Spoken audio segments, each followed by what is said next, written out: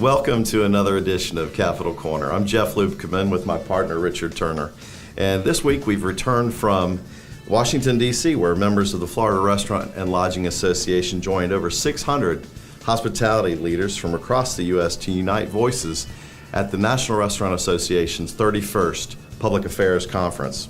FRLA was well represented with more than 30 members volunteering their time and traveling to Washington, D.C. at their own expense. Our mission was to educate lawmakers on our top policy priorities that affect business day to day for us all. Top among these issues on our lobbying agenda was healthcare reform that includes relief from the employer mandate and rolling back the definition of full-time to the traditional 40-hour work week that we've all been accustomed to. Also, tax reform that includes rate structures that recognize the diversity of our industry and that maintain current credits under tax code section 45B for employers of tip staff.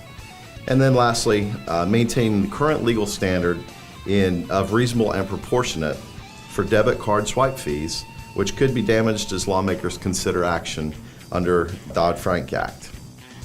As always, expressing your views on these and other federal issues critical to our industry is enormously powerful, and we encourage you to contact your congressional delegates directly. More information, of course, is available on the FRLA website. It wasn't all about industry issues. There were two things that happened. One, and we're most proud of, is the award that the National Restaurant Association bestowed on Geckos, one of our members, for their community work. Very exciting. It's a nationwide contest, and the idea that one of our own was a recipient of that award excites us and pleases us, and everyone had a grand time at the gala.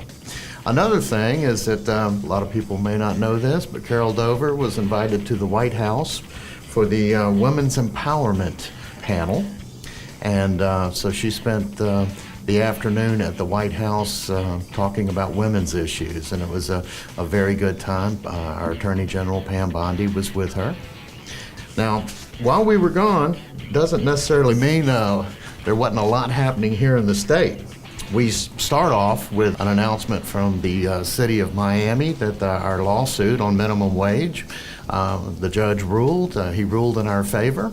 The lawsuit was in conjunction with the Florida Retail Federation and the Florida Chamber of Commerce.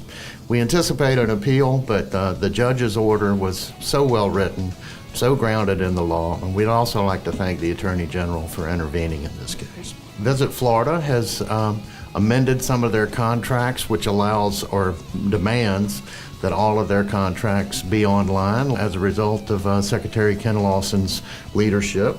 We had the Senate pass a gaming bill.